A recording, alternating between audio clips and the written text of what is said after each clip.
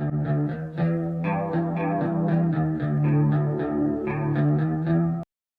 back, everyone, to our channel. I'm Stoner. And I'm Lush. And we have a special guest here with us today, Fred Durst.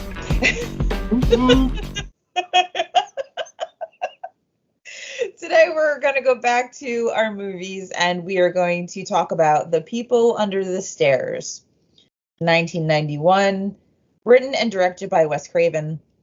Cast includes Brandon Quintin Adams, Wendy Robie, AJ Langer, and Everett McGill. A young African male who, his mom's sick.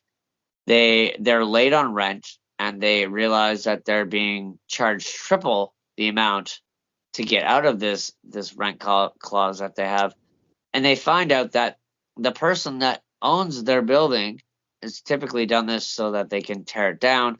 It's a fun movie regardless, even though it's non-realistic whatsoever. But and I gotta say, if you're a Wes Craven fan, it's going to hit you just right. It has that vibe. I mean, yeah, it does. Now, there are a lot of iconic scenes and funness to this movie. Like when he's wearing like the black leather getup.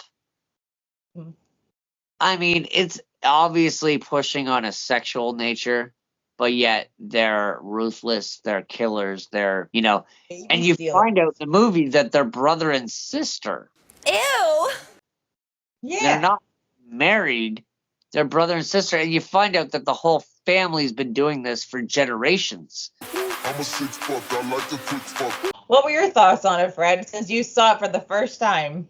I mean, like I said, it had all the 90s vibes. I kind of liked it.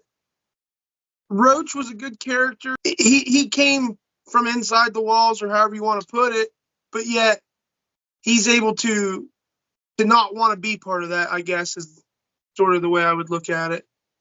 Well, yeah, he was totally against the parents. Yeah, he was like the rebel against the parents. Now, the only thing one of the things that I noticed too is watching the house from the outside.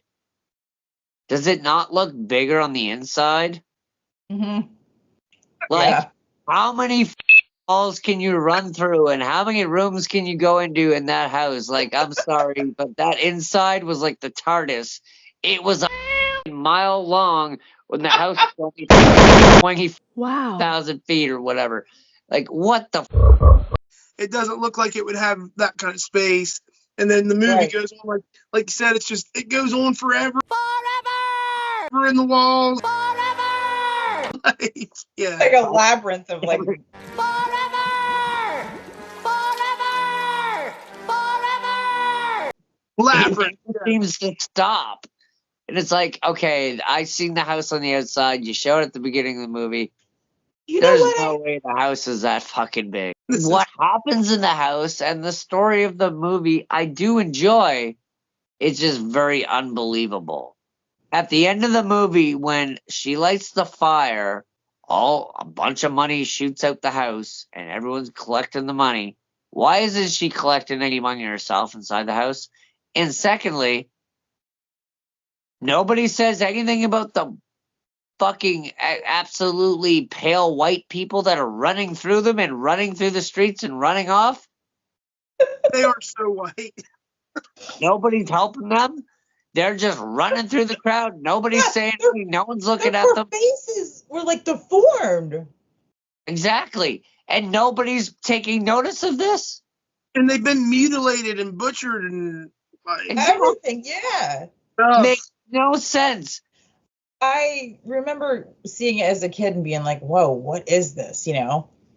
And at the time it was so strange and off the wall. Now it's kind of like, man, this just makes me feel uncomfortable.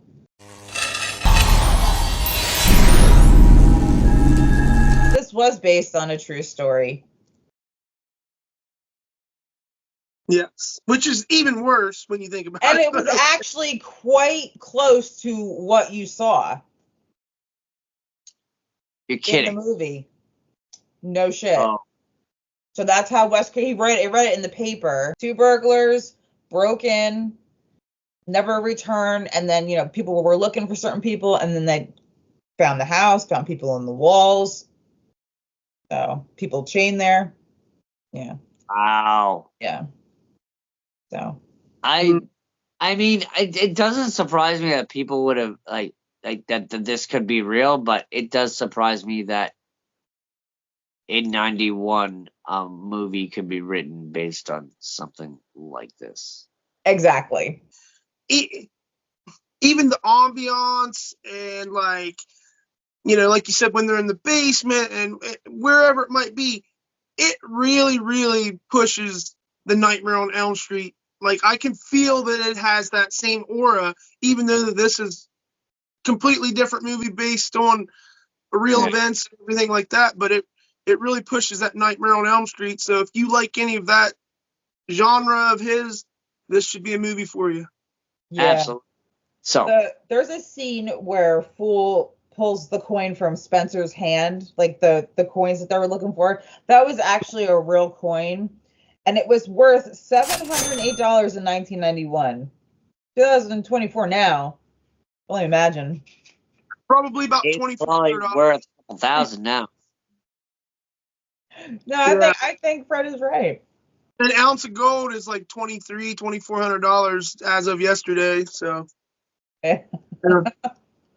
people were talking about a remake for this film. 2023 was supposed to be a talk about it and yes or no for sure. But Jordan Peele is rumored to be still in the making of this film. 351! 351! Rover, sit! Hut! Hut! Well, I'm gonna rate this movie about. This seems low. It's a 2.9 for me. I did the same thing. I did a low score because I loved it as a kid, but watching it as an adult, just it doesn't hold up as well as I was hoping it would. The lines are corny. You're going to hate me. I was going with a solid 3. 3.0. 3.0. All right. Okay. That's what I was going with. So overall, was fair, but it had its flaws. Like every movie, I guess. Not a bad movie, guys. Check it out if you like. On for next week's show, we're going to get a little spicy. We got something fun and special for you. We are going to count down, and we're even going to count TV and movies all-time best spicy scenes and boober scenes. Because why not? Favorite Respect the boobies. movies. Take care of the boobers. And don't forget to hit that like and subscribe and notification bell. And thank you, Fred, for joining us here today. Absolutely. Please thank our guest. And until next time, guys. Bye. Bye.